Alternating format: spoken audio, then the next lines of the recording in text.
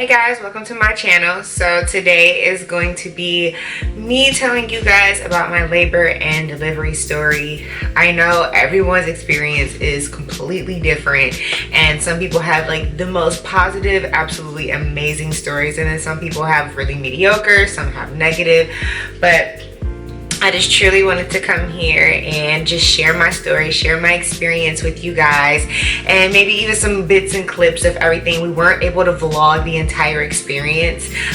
The hospital we were at had a lot of restrictions with video recording, and then even on the way there was just like everything was happening so fast that we didn't even get a chance to even grab the cameras or anything. So my initial due date was always very weird ever since we found out we got pregnant, because when we got our ultrasound versus, you know, the dates and everything, they always ranged it from like February 2nd to the 4th. One doctor would say this, one doctor would say the 4th, one would say the 2nd. So we were just like, okay, this child is coming anywhere between these days. So I had my hospital bag packed probably like a month in advance. We didn't have any like I had Braxton Hicks, but it wasn't until we had our 39-week appointment, and our midwife, it was on January 29th. We had our appointment with our midwife, and she was just saying, you know, like, I don't believe my cervix was dilated at all, and she was just making sure that I was doing every single thing that I needed to do to soften my cervix. She had already recommended me to eat dates, 7 dates a day, and then, you know, she was just like, you guys, at this point, you want to make sure that you up the intercourse. Me and my husband were just like, wait, what? Like, at 9 months pregnant, you are just like ready to birth the child. You are just like so over everything. And I'm like, excuse me? She was like, yeah, you guys need to at least start having intercourse anywhere between 2 to 3 times a day. That's gonna make sure that the cervix is softened, and all that other kind of stuff. So we're just like, okay, you know what? But it's so ironic starting earlier that week, because I turned 39 weeks on a Tuesday and I ended up having her on a Friday. So I knew by that Sunday, I was like, I remember calling my mom and I was like, you know, I don't think that this child's gonna make it past this week. Like, I don't think so. I think that she's gonna be born sometime this week. And I feel it in my gut, I feel it in my body. I just really feel it. So then with that being said, after the 29th, we got to it. The morning of the 30th, I woke up to what kind of felt like period cramps. Now, I did experience Braxton Hicks throughout my pregnancy. However, all of my Braxton Hicks were always in my lower back.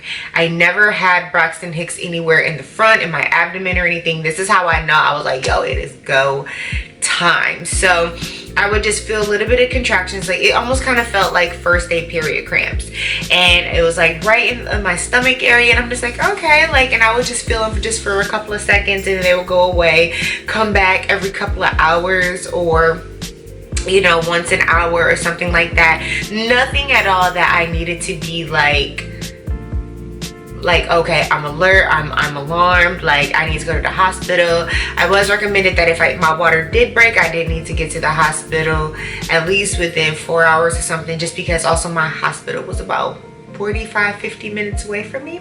Later on that night, I just started to get a little bit more discomfort throughout the day, and I was just, you know, kind of like, okay, you know, that first day period cramps feel like you're just kind of uncomfortable. You're not in like excruciating pain. I mean, some people are, but I wasn't in like excruciating pain, but I just kind of felt like I'm just not easy. So my husband went to bed at about 8 o'clock, and I was like, you know what, I might as well just go into the bed, watch a movie while you're just there, because I didn't want to be downstairs in the living room by myself. So this was around maybe like 9:30, 10 o'clock ish or so. I'm watching Eat, Pray, Love. I had always wanted to finish watching this movie. I remember starting the movie years ago when it first came out, and then never finishing it. So I went and made a sandwich, then started watching this movie, and then next thing you know, like, my contractions just start kind of picking up and getting stronger, and then they're becoming more frequent. And so I'm like, oh, okay, this is weird. So this is at this point, I'm like, I need to go ahead and pull out the contraction timer. I pulled out the timer and it was like every 20 minutes, then it was like every 30 minutes, and then the app will tell you, oh, you know, there's nothing to be worried about. You're probably having pre-labor. It pretty much told me I was in false labor. That's what the app was telling me. So I'm like, okay, you know what? Then things started to pick up more. It went from like 20 minutes and then it started to become every 11 to 12 minutes. And I'm like, okay, like this is kind of going down, like, and it kind of stayed consistent at 11 to 12 minutes. Then it went from like 5 to 7 minutes. And I'm just like, this is so sporadic. Like, I don't even think that anything is like too extreme. I'm like, I'm just gonna go to bed. I'm just starting to get tired. I'm just gonna go to bed. Like, let's just, whatever, I'm just gonna sleep it out. I go to turn the TV off. I go to lay down. I go to use the bathroom because at 9 months, you know, you use the bathroom a lot when you are asleep because the baby is very, very low. So I go to lay down, not even 5 minutes of laying down, boom, my water breaks right there. And I just knew what it was. I was like, I believe my water just broke. So my water breaks and I go to the bathroom. I go to check. I see that it's like this, it's almost like the mucus plug or whatever, and then a little bit of bloody show. So I'm like, oh, this is the real deal. Like, I didn't pee on myself, because being 9 months pregnant, you do have to be careful. It could be urine. It could be, but it just kind of felt like a different pop. And so I tapped my husband and I'm just like, babe, my water broke. He hopped up out the bed so quick, so fast that I'm like, all right. He's like, I'm gonna load the car. He hops up out of bed. He's like, I'm gonna go load the car. You know, I'm just gonna go get everything ready. Everything was already downstairs, ready by the door. So I hop in the shower, and by this time, contractions are really starting to pick up, and they're starting to get like a little bit more intense. And then while I'm having them, I'll just have to like do some really deep breathing. Before, I was just like, okay, like these feel like a little period cramps, you know, whatever. But after my water broke, that's when it was like, oh, this is real deal. Like, I kind of went from like, okay, like this is comfortable, to like,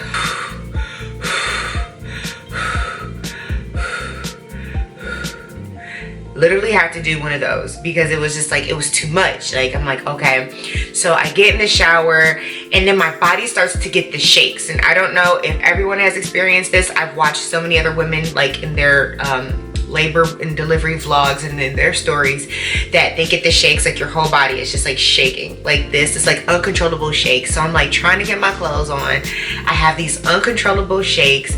I'm trying to time my contractions. They're anywhere between 30 to 45 seconds and they're like getting more and more intense as minutes go by. So we get everything loaded up into the car and we're headed to the hospital. Mind you, my water broke at about 11:43. And how ironic, at midnight, it was my birthday. My birthday is January 31st. So by this time, it is officially my birthday. Starting off my birthday in labor, on my way to the hospital with contractions. But I was really excited, so it wasn't a negative thing. So we're on our way. Thank God by this time it's like a little bit after midnight. Like probably like around 12:30-ish, 12, something like that.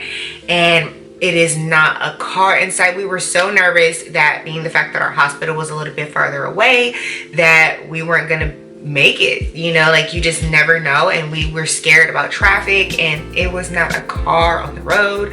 But for some strange reason, my husband still managed to want to go 80 to 95 miles an hour. Once I really realized, I was like, this was supposed to be a 50-minute trip and he got us there in like 35. It was nothing but the blood of Jesus. That nothing or nobody was out at that moment because he got us there.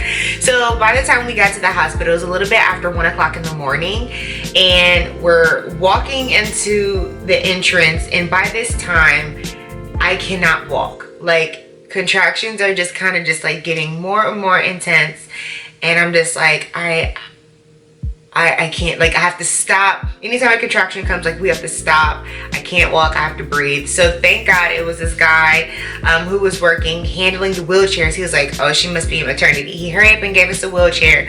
We went upstairs to the second floor, to the hospital, to, you know, all that. They got me checked in a triage, checked me and checked that I was at 4 centimeters dilated. And I don't know if this is you guys, but for me, when they went to check my cervix, it was just like the most uncomfortable and almost like painful thing for somebody to check my cervix. It just wasn't comfortable. It hurt. Like, her head was really low, but my cervix wasn't dilating really fast. And by this time, my contractions started to come every 2 to 3 minutes, every 1 to 2 minutes, anywhere between 1 to 3 minutes. So it was just like my body and baby was doing like everything that it needed to do, but my cervix was just not dilating super fast. So once they got me out of triage, they got us all checked into our room, and I labored in there.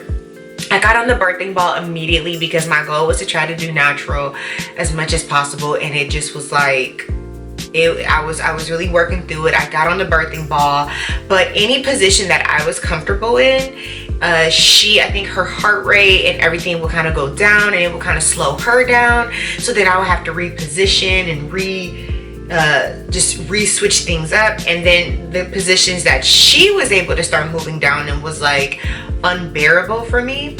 And next thing you know, I started getting the shakes again. I get nauseous, and thank God that they have those barf bags at the hospital, because my husband got it to me just in time. I let it all out. That whole sandwich I told you guys about earlier, that all came up, honey. That all came up. And it was just like, I was really breathing through it. I was getting through it. And then when they came to check me again, I still really wasn't progressing with my cervix. I still was only at a 4. And even with the way that my contractions, you would think that I was progressing faster because of the way my contractions and how often they were coming, but negative. Like, I was still at a 4.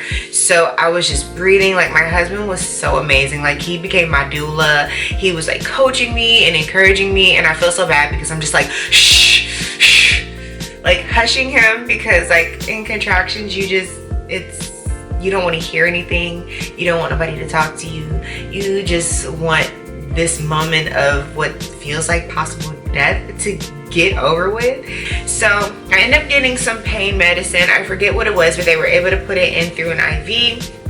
And I was able to get some pain medicine, which that was able to last about 2 hours.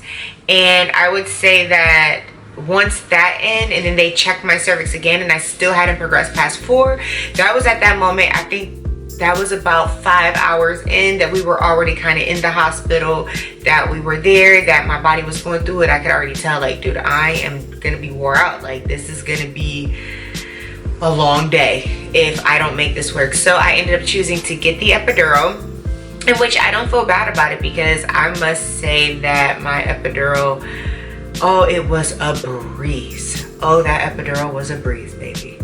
Once I got the epidural, I was able to really just relax. I was able to kind of get some rest. My body just wasn't so tense. I was maybe able to kind of laugh again and just kind of be myself and just to enjoy myself. And it was kind of crazy because it's my birthday, and then all my nurses and my midwife, everyone was like so great, so fun. In your water breaks, you really want to make sure that that baby is born within those 24 hours, because if not, I mean, it's just really not safe for the baby. So once they checked me after a couple of hours on the epidural, we learned that I was at dilated to a 6, which was great because I learned that I had some progression. But my midwife did suggest that, you know, we get on some Pitocin so that, you know, we can kind of speed things up just for the baby. And so I made the choice. Pitocin really wasn't my choice that I wanted to use, and I did it. And so I said, you know what, let's give it like 2 hours, 2.5 hours, just to see what my body does. Let's see if my body will pick it up. Let's see if my body will naturally do what it needs to do. And if after 2 hours nothing is progressing and nothing is happening, then I'm more than open to getting on Pitocin. And she was completely fine with that. She didn't pressure me, she didn't push me. She said, like, that works perfectly fine, like, that's okay, you know. It worked out because I still wanted to see if my body was naturally going to do what it was supposed to do before I really got into Pitocin. Thank God that I had the epidural already, because I know that it intensifies your contractions. So they checked after 2 hours, still no progression. So I ended up on Pitocin for about 4 hours. And by this time, things really were starting to progress, and my husband was just like watching my heart and the baby's heart monitor, that all that stuff, and I'm just over there dozed off, you know, just kind of laid out and everything. So this is probably around like way after like 5:45-ish or something like that. They go to check me and they're like, okay, let's go ahead and see. They didn't even have to put their hand and check my cervix. They just looked. It was like, oh, her head is right there. And I'm like, excuse me? They're like, oh yeah, we're ready to push. And I'm just like, excuse what? Like it's here, it's happening? Like, I didn't think, I thought that possibly we would share the same birthday, that I would give birth on my birthday. I'm like, well, maybe it could, you know, it could happen, but I just know that your first time laboring is, you know, a longer time, a longer period of time. And I was like, well, maybe she ended up being here on the 1st. No, this baby was ready to come out. And so we started, it got me all set up, and we got her out, and I believe 5 contractions was it 5 contractions? Yeah, about five contractions. We pushed her out. She came out with ease, and everyone the whole time was just like, oh my God, so much hair. She was definitely born with a lot of hair. And then like right after that, we got her out in 5 pushes, and it was an absolute breeze. Like as soon as they put her on my chest, I literally like started crying. Congratulations. Like I did. I thought I was gonna be a thug. I thought my husband was gonna be the one to cry, but no, it ended up being me. I ended up crying just immediately because it was just like all this time, all these months, I've been talking to you, I've been feeling you, we've been one, and I finally get to meet you. So it was just like a really, really special moment that, you know, just to experience, especially as a first-time mother. I did end up getting, it was kind of funny before, while pushing her out though, my midwife was like, do you want us to get a mirror so that you can see? And I'm like, no, I have not seen my genitals in months at this point, because you know, you just kind of can't see anything. And I'm like, this is not the state I want to see them in. This is just not, like, I don't even want my husband looking at this, but he's already looking. So I'm like, I don't even care at this point. It would give me too much anxiety trying to look at that. And I'm like, you know what, no, thank you. So then even after we pushed the baby out, they're getting her weighed, my husband cuts the cord. She's like, oh my God, do you want to see your placenta? Sure. He holds up my placenta, and she's like, this is what your baby was in all 9 months. And I'm just like, okay, yeah. She's like, do you want to keep it? I'm like, no, go do what it is, whatever y'all. Listen, I know the placenta is like really great, all that other kind of stuff. People make pills and stuff out of it. But at that moment, my legs was like all out, spread out like this. Like I have a baby over there, my child is getting weighed, my husband's all over here. Like everything's just all out in the open, and you're holding up this placenta. It's just a lot. I'm not gonna lie, it's just a lot. It was a lot to take in. I'm just like, yes ma'am, you can take that placenta and do what it is that you please, because I'll pass.